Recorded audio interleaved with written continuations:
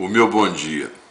Crônica da professora Sandra Cavalcante, em sua coluna no Estado de São Paulo, de 2 de maio de 2011.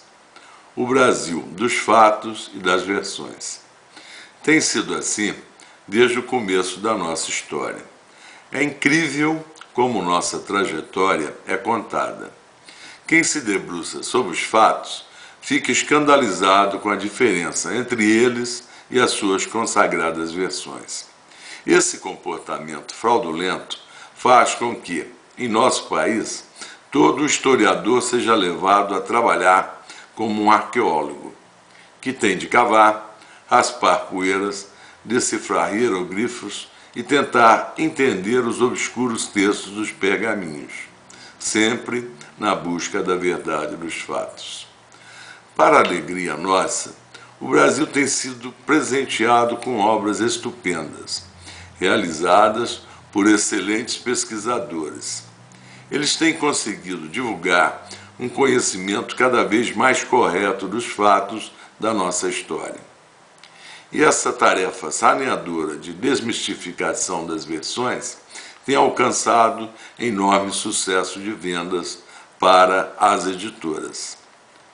Está claro que obras desse padrão não constarão jamais da lista dos livros adotados pelos técnicos ideológicos do Ministério da Educação. Para eles, quanto mais os brasileiros forem enganados pelas versões oficiais, melhor para a turma que comanda o atraso de nossa formação cultural. Mas não é apenas nos livros oficiais que a nossa história é deturpada. Fazem parte desta lavagem cerebral os demais instrumentos de comunicação dependentes do governo. Rádios e TVs, oficiais ou agregados, todos subvencionados generosamente à custa dos nossos impostos. No nosso dia a dia, somos bombardeados pelas versões que o Planalto divulga sem cessar. Informações erradas, dados falsificados, episódios distorcidos, explicações mentirosas, enfim, um povo tratado como se todos fossem idiotas e sem nenhum espírito crítico. Veja-se agora o que está acontecendo com o famoso episódio do mensalão do PT. Já está quase esquecido. Foi, no entanto, o mais vergonhoso episódio ocorrido em nossa história recente. Um plano frio, cínico, típico de um grupo que só tinha um objetivo em suas supostas lutas pela ética e pela moralidade: chegar ao poder e se vingar. Vingar de quê?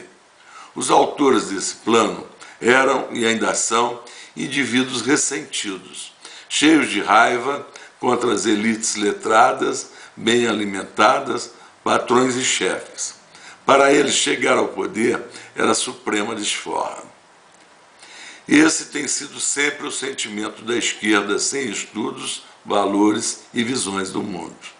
Entre uma esquerda raivosa e uma direita sem escrúpulos, o entendimento sempre se dá muito bem. A chegada de Lula ao poder mostrou que essa é a mentalidade deles. Para ganhar a eleição, tinham de mudar o discurso. Era preciso mudar a rota. O PT não teve dúvidas, mudou. Mudou, mas chegou ao Planalto com as mesmas disposições de antes. E mesmo usando as receitas do governo anterior, tratou de vender ao país a ideia de ter recebido uma herança maldita. Sempre o mesmo processo de criar versões, apagar os fatos e vender uma nova história ao Brasil. Quando foram apanhados roubando recursos públicos, espalharam que aquilo teria sido um simples caixa 2.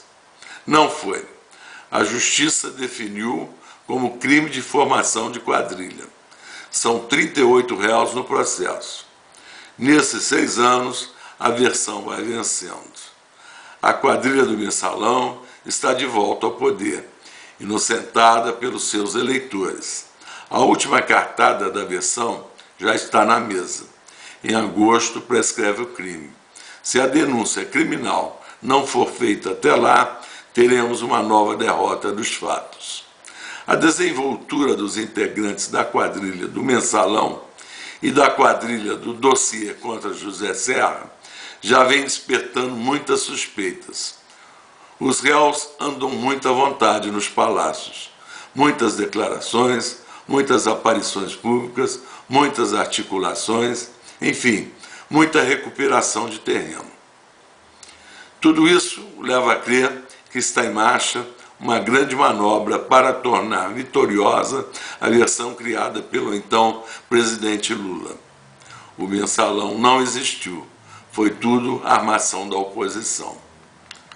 Colocar o mensaleiro João Paulo Cunha na presidência da Comissão de Constituição e Justiça da Câmara dos Deputados é mais que um assinte, é uma ameaça para constranger o Supremo Tribunal Federal. A presença desenvolta de José Dirceu nos acontecimentos recentes e seu evidente prestígio junto ao ocupante da presidência da República, tudo isso é uma sinalização mais do que evidente. Das tentativas feitas para apagar fatos e divulgar versões, essa de Lula é a mais ousada de quantas tem marcado o comportamento dos petistas. Há dias, a Polícia Federal conseguiu terminar o seu relatório a esse respeito. Entregou o penoso e bem feito trabalho ao Procurador-Geral da República. Está, pois, nas mãos dele ajudar na luta entre os fatos e as versões. Tenho medo. O mês de agosto não me traz boas recordações.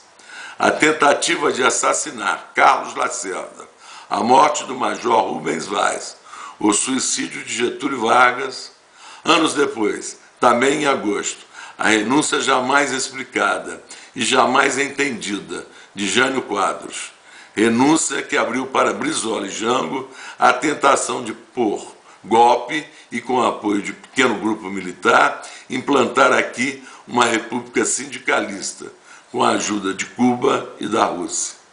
Se não fosse o patriotismo da maior parte das nossas Forças Armadas, em 31 de março de 1964, o Brasil teria dado um dos passos mais tristes de sua história.